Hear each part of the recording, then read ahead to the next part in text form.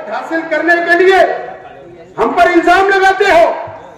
अरे देशद्रोही तो साध्वी प्रज्ञा सिंह ठाकुर थी जिसने मालेगांव के अंदर ब्लास्ट किया। देशद्रोही तो कर्नल पुरोहित था जिसने मालेगांव के अंदर बम ब्लास्ट किया, वो मास्टरमाइंड था। देशद्रोही तो असीमानंद था जिसने कबूल किया। ये किसके लोग थे? ये कांग्रेस के लोग नहीं थे। और देशद्रोही जो करता है, जो देश से गद्दारी करता है, वो कोई भी समाज, कोई भी धर्म का हो, उसको कोई जात और धर्म नहीं होती। देश के गद्दार तो तुम्हारी तंजीमें हैं, उनके जिम्मेदार है। हम नहीं, हमने देश से प्यार किया है और प्यार करते रहे। आज हमारा मुकाबला भारतीय जनता पार्टी से, एक तरफ इंडिया अलायंस और दूसरी तरफ एनडीए अलायंस। एक तरफ कांग्रेस के नेतृत्व में इंडिया अलायंस बना, गठबंधन बना, और एक तरफ नरेंद्र मोदी की क़यादत में एनडीए तैयार हुआ, एनडीए गठबंधन बना है। दोस्तों, हमारा देश, हमारे नौजवानों के लिए मैं कहना चाहता हूं, हमारे बुजुर्ग तो जानते हैं, जो तारीख पढ़ते हैं देश की वो जानते हैं। हमारा देश 47 के अंदर हिंदुस्तान आजाद हुआ। उसके बाद हमारा संविधान लिखा गया।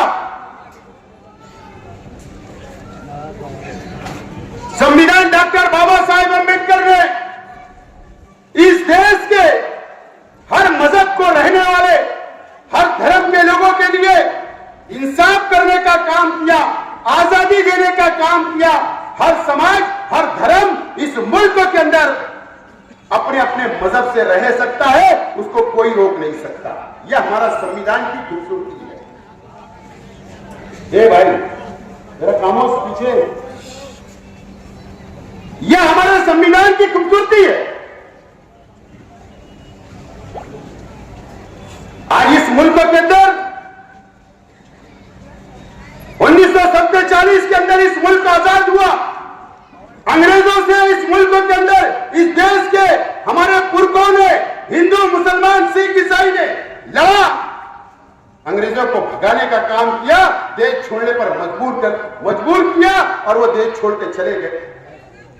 हमारे उलमाओं ने आजादी दी, कुर्बानियां दी देश के लिए। और जब इस बंटवारा हुआ आजादी के बाद,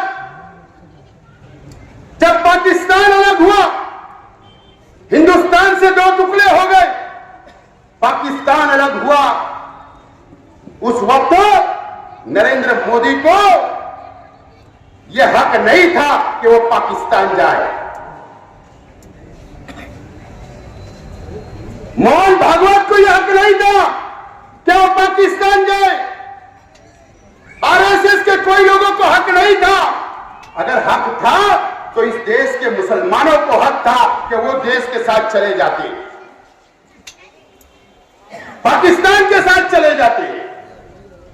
लेकिन इस देश के मुसलमानों ने यह तय किया, हमारे उलमाओं ने यह तय किया, मौलाना अबुल कलाम आजाद ने दिल्ली की जामा मस्जिद की सीढ़ियों से मुसलमान रुक जाओ, और उनके बोलने के ऊपर लाखों नहीं करोड़ों मुसलमान इस देश के अंदर रहना हमने पसंद किया। हमें इस मिट्टी से प्यार है, इस देश की कुर्बानी जो हमें दी प्यार है। या आरएसएस वालों को प्यार नहीं है। हमें देशद्रोही बोलते हो, सिर्फ वो जातिवाद करके वोट हासिल करने के लिए हम पर इल्जाम लगाते हो। अरे देशद्रोही तो साध्वी प्रज्ञा सिंह ठाकुर थी जिसने मालेगांव के अंदर ब्लास्ट किया।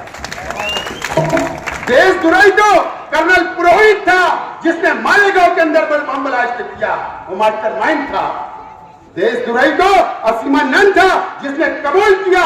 ये किसके लोग थे? ये कांग्रेस के लोग नहीं थे। और दुरई जो करता है, जो देश से गद्दारी करता है, वो कोई भी समाज, कोई भी धर्म का हो, उसको कोई जात और धर्म नहीं होती। देश के गद्दार तो तुम्हारी तंजीमें हैं, उनके जिम्मेदार है, हम नहीं। हमने देश से प्यार किया है और प्यार करते रहेंगे। कांग्रेस की हुकूमत थी 14 तक, उस वक्त भी यूपीए सरकार थी, उसमें शरद पवार साहब और कई पार्टियां, लालू जी, मुलायम सिंह जी, कई पार्टियां थी। जब तक तो हम सुरक्षित थे, हमारी हिफाजत होती थी, हमारी शरीयत की हिफाजत होती थी। उसके बाद मोदी जी, आज अगर इस देश के अंदर तुम्हारे उल्टी गिनती इस इलेक्शन के अंदर जो शुरू हुई है, तो इस देश के हिंदू, मुस्लिम, सिख, ईसाई ने आपका चेहरा, जो आपके चेहरे से नकाब उतारा और जो तुमने बांटने का काम किया, इसके लिए आज आपको ये तकलीफ का सामना करना पड़ रहा है इस मुल्क के अंदर, और दर दर भटकना पड़ रहा है।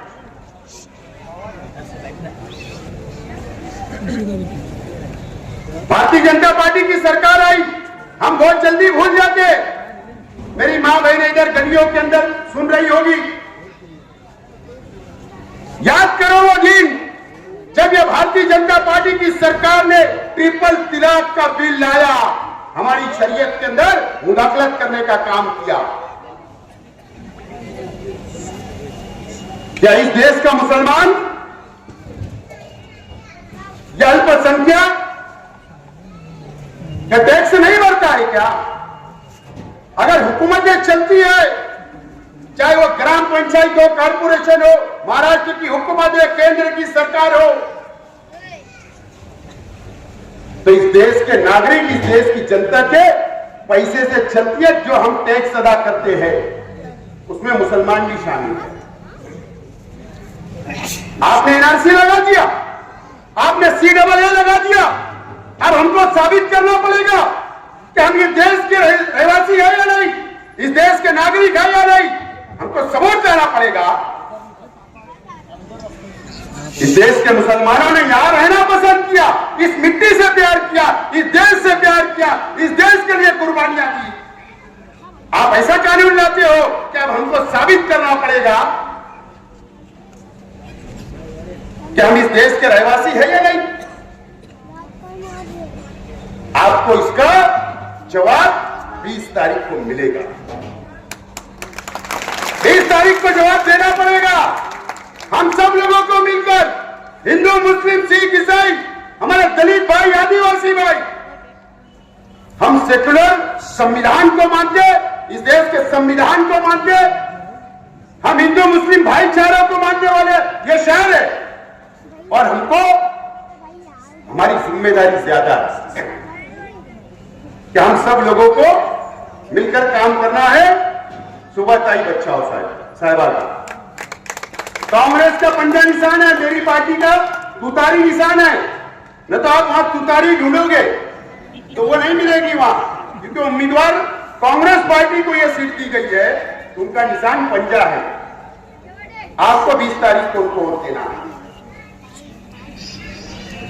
मैं भी उम्मीदवार था, लेकिन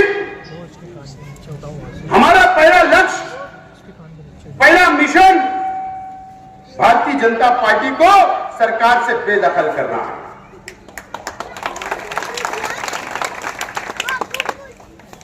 हम वापस हो गए। मौलाना इमरान साहब ने भी ख्वाहिश जाहिर की, लेकिन एक वो मजहबी आदमी है, हमने हिमायत का ऐलान किया था कि मौलाना लड़ेंगे, हम आपके साथ। मौलाना वापिस हो गए। हमने ताई का पाठिंबा दिया, मौलाना ने आशीर्वाद दिया। हमारा पहला मकसद, हमारा पहला मिशन भारतीय जनता पार्टी को बाहर निकालकर फेंकना है। हम हमारी आपस की लड़ाई और कभी मौके से उम्मीदवार होगी।